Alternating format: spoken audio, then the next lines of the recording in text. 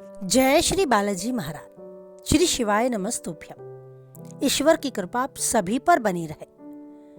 सबसे पहले आप सभी को 2025 नए वर्ष के आरंभ होने की बहुत बहुत शुभकामनाएं। आप सभी के जीवन में ये नया साल बहुत सारी खुशियां लेकर आए, आपको मनचाहा उन्नति, तरक्की और स्वस्थ शरीर देकर जाए। आइए बात करते हैं तुला राशि की और जानते हैं ये आने वाला 2025 ये वर्ष क्या कुछ उतार चढ़ाव, क्या कुछ बदलाव लेकर आया है तुला राशि से जुड़े जातकों के जीवन में। तुला राशि जो बैलेंस अपनी लाइफ को करके चलती है, यानी संतुलन बनाने की योग्यता में माहिर तुला राशि से जुड़े जातक किन मुख्य बिंदुओं को ध्यान में रख के आगे बढ़े, किन विषयों का सतर्कता से, गंभीरता से पालन करें, जिन पर उन्हें बैलेंस यानी संतुलन बनाने की आवश्यकता अपेक्षाकृत अधिक पड़ सकती है। चलिए समय को व्यर्थ न करते हुए पहुंचते हैं वार्षिक राशिफल 2025 तुला राशि को लेकर। वर्ष 2025 कुछ बड़े बदलाव लेकर आएगा तुला राशि से जुड़े जातकों के जीवन में। ये साल आपके अच्छे और बुरे दोनों तरह के स्वाद आपको चखाएगा। हर क्षेत्र में कड़ी मेहनत करनी होगी, लेकिन ये भी तय है कि सफलता आपके कदम भी चूमेगी। तुला राशि से जुड़े जातक 2025 में गुरु आपके अष्टम भाग में गोचर करेंगे। मई 2025 से गुरु तुला राशि के नवम भाग में और अक्टूबर 2025 से दिसंबर तक गुरु तुला राशि के दशम भाव में गोचर करेंगे। यह समय आपके जीवन में शुभता लेकर आएगा। आपको अपने प्रयासों में सफलता मिलेगी। आपके द्वारा किए गए हर कार्य की सराहना होगी। यदि आप नौकरी पेशा व्यक्ति हैं तो हो सकता है आपका ट्रांसफर हो जाए, यानी स्थान परिवर्तन हो जाए, क्योंकि उसके योग प्रबल है। और ये भी तय है 2025 की शुरुआत आपके लिए बहुत शानदार रहेगी। आपकी नौकरी में आपको मनचाही तरक्की मिलेगी और अगर आप नौकरी की तलाश में थे तो वो तलाश भी पूरी होती नजर आएगी। यह आपको प्रमोशन के चांस और ट्रांसफर यानी स्थानांतरण के दोनों के चांस बराबर मिल सकते हैं अगर आप उस तरफ प्रयासरत हैं। साथ ही समाज में मान सम्मान बढ़ेगा। आप बहुत अच्छे से इस समय को यानी 2025 को जिएंगे। ये ऐसा समय है जो आपको बहुत अच्छी नई चीजें आपके सामने लाकर खड़ा करेगा, जिन चुनौतियों को आप स्वतः ही स्वीकारेंगे और आगे बढ़ने के लिए खुद को तैयार भी कर पाएंगे। कोई श्रेष्ठ प्रस्ताव आपको मिल सकता है, कोई अच्छा प्रोजेक्ट आपको मिल सकता है। अगर आप कोई बिजनेसमैन है तो उसमें भी आपको आपकी उम्मीदों से अच्छा लाभ नजर आएगा। आर्थिक स्थिति आप अपने आप में मजबूत होती देखेंगे। नवीन विचारों से प्रभावित रहेंगे। अगर आप कोई छात्र हैं तो भी प्रभावशाली समय रहेगा। परीक्षा में आपको इच्छित परिणाम प्राप्त होगा, ये तय है। पर साथ में ये भी है कि आपको प्रयास, परिश्रम बहुत अच्छे से करना होगा, यानी कड़ी मेहनत करनी होगी। तो कुल मिलाकर तुला राशि से जुड़ा हर वो जातक जो ऊर्जावान है, सकारात्मक ऊर्जा के आवरण में खुद को पाता है, कुछ अच्छा करने, कर गुजरने, अपनी योग्यता दर्ज कराने का जज्बा रखता है, उसके लिए ये समय काफी अच्छे परिणाम लेकर आएगा। आप अपने लक्ष्य के फोकस बनाए रखेंगे, अच्छे से कामयाबी हासिल करने के लिए आगे बढ़ेंगे और ये भी तय है कि कामयाबी आपको जरूर मिलेगी। आप ऑफिस में तो सीनियर और आपकी टीम पूरी तरीके से आप पे मेहरबान रहेगी। अपने लक्ष्य की ओर आप अग्रसर रहेंगे। आपको अच्छे और नए प्रस्ताव मिलेंगे। आपका आत्मविश्वास बढ़ेगा। अपने जीवन में शुभता का संचार होते आप पाएंगे। ये समय पूरा साल हो सकता है थोड़े उतार चढ़ाव भी आपको दिखाए, क्योंकि मार्च 2025 में शनि तुला राशि वालों के छठे भाग में गोचर करेंगे। इस अवधि में आपके जीवन में हो सकता है थोड़े से निराशा के बादल छा जाए।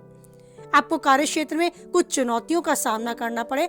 आपको अधिक मेहनत करने पर मनचाहे परिणाम की प्राप्ति हो सकता है अपेक्षाकृत कम देखने को मिले, लेकिन आपको निरंतर प्रयास करने हैं और प्रयासरत कर रहते हुए उस मंजिल तक पहुंचने के लिए अपनी गति को धीमी नहीं होने देना, क्योंकि आपको पहले ये ज्ञात हो चुका है कि ये सब होगा।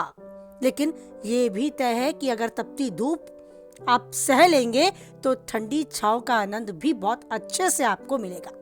तो बढ़ते चले निडर होकर उस ईश्वर का साथ आपके साथ है, इस विश्वास को अपने साथ लेकर। लव लाइफ की बात की जाए तो हो सकता है थोड़ा बहुत मनमुटाव, थोड़ा बहुत खटास आपको उसमें देखने को मिले, लेकिन ये भी समय की चाल है, तो कभी धूप तो कभी छाव।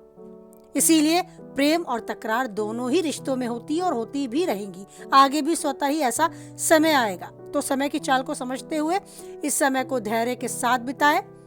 आपको थोड़ा सा इमोशनल यानी कि भावुक होकर बात को संभालना होगा, आवेश में नहीं आना है, क्रोध नहीं करना है। जॉब में भी आपको ऐसी थोड़ी सी राजनीति देखने को मिल सकती है जिसका शिकार आप खुद को होता भी पा सकते हैं। लोग मतलब से आपसे बात करेंगे, आप समझेंगे और ऐसा होने भी देंगे, पर कोशिश कीजिए व्यर्थ की बातों में अपना समय आप बर्बाद ना करें। जो लोग मतलबी हैं, जिनके विचार आपसे मिल नहीं खाते, जो आपका काम बिगाड़ने की ताक में रहते हैं, उनसे कुछ कदम दूरी बनाकर ही रखें तो आपके लिए बेहतर रहेगा। इस वर्ष 29 मई 2025 से राहु आपके पंचम भाग में और केतु 11वें भाग में गोचर करेगा। तो ये गोचर आपके जीवन में हो सकता है थोड़ी सी मुसीबतें ले आए।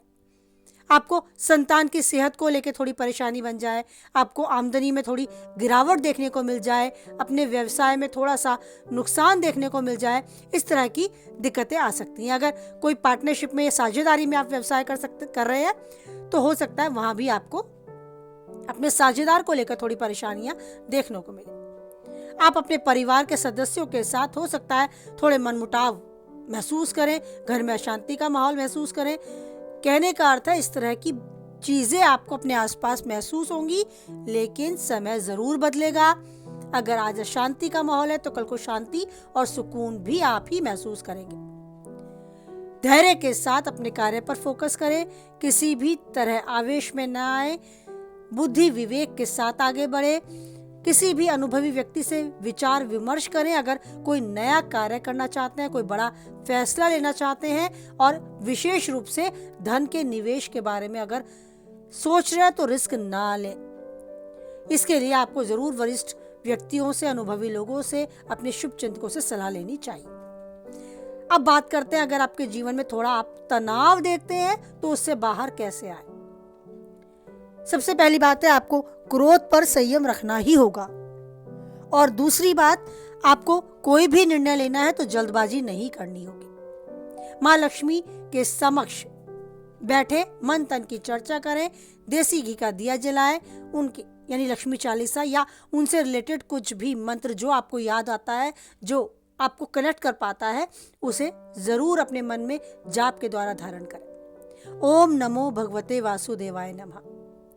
श्री कृष्ण का ये मंत्र जरूर चलते फिरते उठते बैठते अगर आप स्मरण करना आरंभ कर देंगे तो आप पाएंगे खुद को एक चुनौतीपूर्ण इस आवेश में सक्षम। तो अपने आप को हर तरीके से सक्षम बनाने के लिए, हर उतार चढ़ाव से बाहर लाने के लिए, अपने आप को हर चुनौती के लिए तैयार करने के लिए आप ईश्वर को अपने साथ जरूर कनेक्ट करें। कुछ समय उनके साथ बिताएं और उन्हें कोटि कोटि धन्यवाद करें जो अब तक अमूल्य उपहार आपके पास उनके द्वारा दिए गए हैं। और आगे जो आप चाहते हैं, जो आप मांगने के इच्छुक हैं, बेधड़क मांगे, क्योंकि ये अधिकार आपको उन्होंने दिया है। एक ऐसा स्ट्रॉन्ग कनेक्शन, मजबूत रिश्ता आप उनके साथ बना बैठते हैं तो जो चाहते हैं वो पाने का हक भी आप स्वतः ही पा लेते हैं। तो ईश्वर पे ये हक आपका यूं ही बना रहे। ईश्वर के साथ एक स्ट्रॉन्ग कनेक्शन यानी मजबूत रिश्ता यूं ही और मजबूत होता रहे। हमेशा आप खुश रहें, स्वस्थ रहें, मस्त रहें। इन्हीं कामनाओं के साथ वाणी को विराम देते हैं। कुछ हद तक वीडियो से आप सहमत रहते हैं तो लाइक करें, किसी के काम की बातें हैं तो वीडियो को जरूर शेयर करें, और चैनल पे पहली बार हैं, बने रहना चाहते हैं तो चैनल को सब्सक्राइब करें। साथ ही बनाए रखें ईश्वर पर अटूट विश्वास, क्योंकि जानते हैं खुदा कोई है या नहीं है, वो ईश्वर है जो हमेशा रहता है हम सबके साथ। इसी भरोसे को दृढ़ करते हुए आप बोले हमारे साथ, जय बालाजी महाराज, जय माता दी।